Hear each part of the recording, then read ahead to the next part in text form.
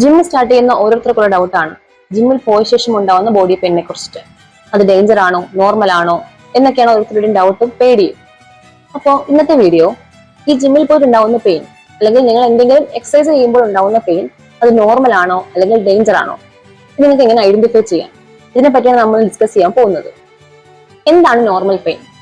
Normal pain എന്ന് വെച്ചാൽ നമ്മൾ എന്തെങ്കിലും ഫിസിക്കൽ ആക്ടിവിറ്റി ചെയ്യുമ്പോൾ നമ്മുടെ മസിൽ ടൈറ്റ് ആയിട്ട് അല്ലെങ്കിൽ നമുക്ക് ഒരുപാട് സോർ ആയിട്ടൊക്കെ ഫീൽ ചെയ്യുന്ന ഒരവസ്ഥ, അതിനെയാണ് നമ്മൾ നോർമൽ പെയിൻ അല്ലെങ്കിൽ ഡോംസ് എന്നാണ് വിളിക്കുന്നത്.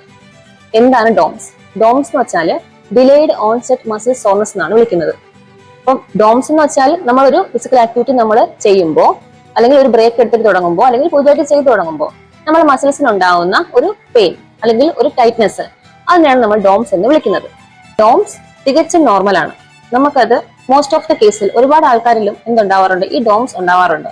അവര് ചിലപ്പോൾ വാക്കിങ്ങിന് പോയാലും ശരി, വീട്ടിൽ എക്സസൈസ് ചെയ്താലും ശരി, ജിമ്മിൽ ജോയിൻ ചെയ്താലും ശരി, പുതുതായിട്ട് നമ്മളുടെ ബോഡിയിൽ ഒരു ചേഞ്ച് കൊണ്ടുവരുമ്പോൾ നമുക്ക് ഡോംസ് ഫീൽ ചെയ്യാറുണ്ട്.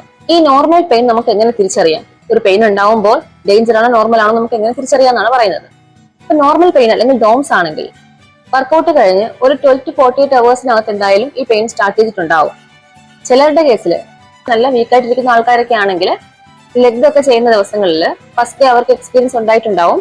ഫസ്റ്റ് ഡേ ലെഗിന് ചിലപ്പോൾ ബോഡി വെയിറ്റ് തന്നെ സ്ക്വാട്ട് ചെയ്ത് കഴിയുമ്പോൾ തന്നെ നല്ല ഷിവറിങ്ങും തൈസ് മസിലിൽ കോഡിസെപ്സിൽ പെയിനും ഒക്കെ തോന്നാറുണ്ടായിരുന്നു.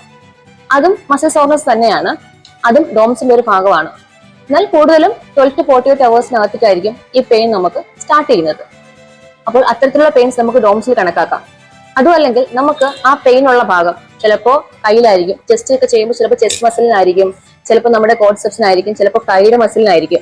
എവിടെയാണോ പെയിൻ ഉള്ളത് ആ ഏരിയയിലെ മസിൽ നമ്മളൊന്ന് പ്രസ് ചെയ്യുമ്പോൾ തന്നെ, മസിലൊന്ന് ടച്ച് ചെയ്യുമ്പോൾ തന്നെ നമുക്ക് ആ ഏരിയ നന്നായിട്ട് പെയിൻ തോന്നാം.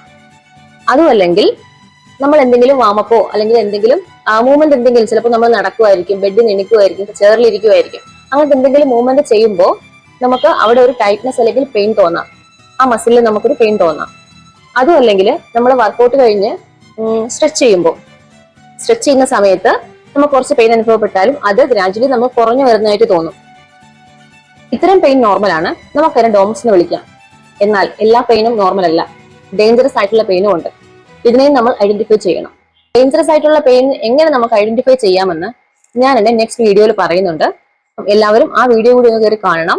ഞാൻ നെക്സ്റ്റ് പാർട്ടായിട്ടായിരിക്കും ആ വീഡിയോ വരുന്നത്. സോ എല്ലാവരും എന്റെ ചാനൽ സബ്സ്ക്രൈബ് ചെയ്യണം, സപ്പോർട്ട് ചെയ്യണം. ഇനി ഇതുപോലെ വീഡിയോസ് നിങ്ങൾക്ക് വേണമെങ്കിൽ കമന്റ് ചെയ്യാവുന്നതാണ്. Thanks for watching. Thank you.